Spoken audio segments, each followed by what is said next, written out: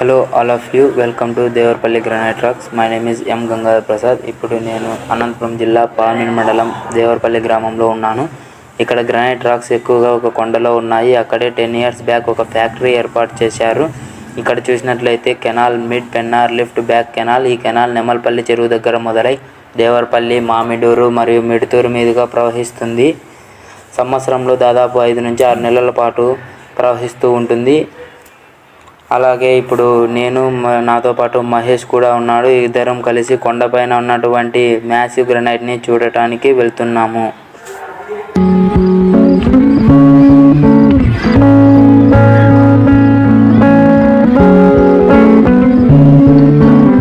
ఇప్పుడు మీరు చూస్తున్నటువంటి రాక్ వచ్చేసి మ్యాసివ్ గ్రానైట్. ఈ రాక్ ఇగ్నియస్ రాక్గా చెప్పవచ్చు. ప్లేజియోక్లేస్ ఫెల్స్పార్, క్వార్ట్జ్, బయోటైట్, యాంఫిబోల్ అనే మినరల్స్ కాంబినేషనే గ్రానైట్ రాక్. ఈ రాక్ని గమనించినట్లయితే వెదరింగ్ ద్వారా మినరల్స్ అన్నీ ఎక్స్పోజ్ అవ్వడం జరిగింది. దీని వలన ఈ రాక్ చిన్న చిన్న లేయర్స్గా విడిపోవడం జరిగింది. ఇక్కడ ఈ రాక్ చాలా సులభంగా కట్ అవుతుంది. ఈ రాక్ చాలా పలుచగా మరియు మినరల్స్ అన్నీ ఎక్స్పోజ్ అయిపోయి ఉండడం కూడా గమనించవచ్చు. అలాగే చేతితో పీకుతున్నప్పుడు అది సులభంగా ఊడి రావడం పెచ్చులుగా ఉంది. అలాగే ఇక్కడ చూస్తున్నటువంటి డైక్ ఫార్మేషన్ అనేది నేను ఇప్పుడు కొడుతున్నటువంటి formation igneous rock formation. Magma అనేది చిన్న చిన్న పొరల్లోకి చొచ్చుకొని వెళ్ళి డైక్ లాగా ఫార్మ్ అవుతుంది.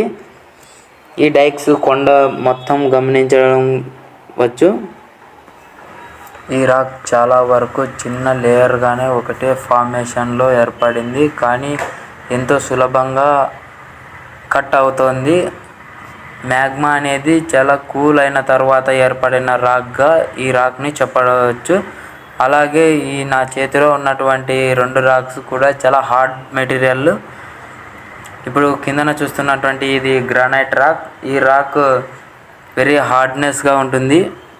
పెచ్చులుగా కూడా ఊడి రావటం జరుగుతుంది. వెదరింగ్ ద్వారా చాలా డ్యామేజ్ అవ్వడం జరిగింది.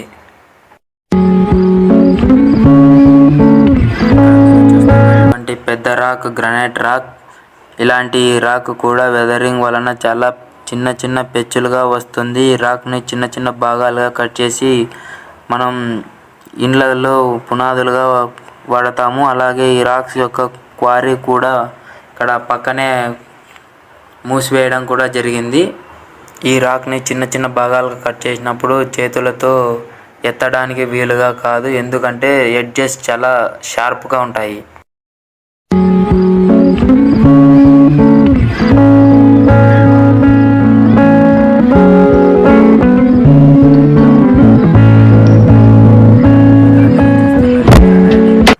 క్వారీ ఒకప్పుడు దీన్ని మొత్తం గ్రానైట్ అంతా కూడా తీసుకొని చిన్న చిన్న భాగాలుగా కట్ చేసి చాలా వరకు అమ్ముకోవడం కూడా జరిగింది. తర్వాత ఇది ఒక 10 సంవత్సరాల క్రితం జరిగినటువంటిది, కానీ ఒక 5 to 6 years బ్యాక్ దీన్ని క్లోజ్ చేసేసి మొత్తం అంతా కూడా ఎత్తుకొని వెళ్ళారు.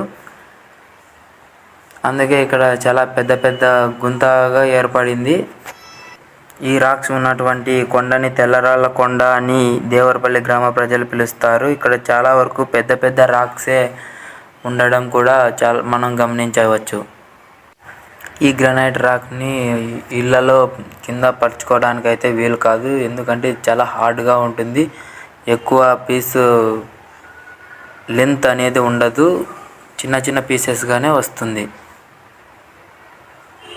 ఇక్కడ ఈ ఫ్యాక్టరీ మూసేసిన తర్వాత ఎవరు దీన్ని పట్టించుకోవడం లేదు. పెద్ద గుంతగానే ఉంది, పెద్ద రాళ్ళు ఉన్నాయి. ఈ కొండ వచ్చేసి దేవరపల్లి మరియు కొత్తపల్లి మధ్యలో ఉంది. Thanks for watching.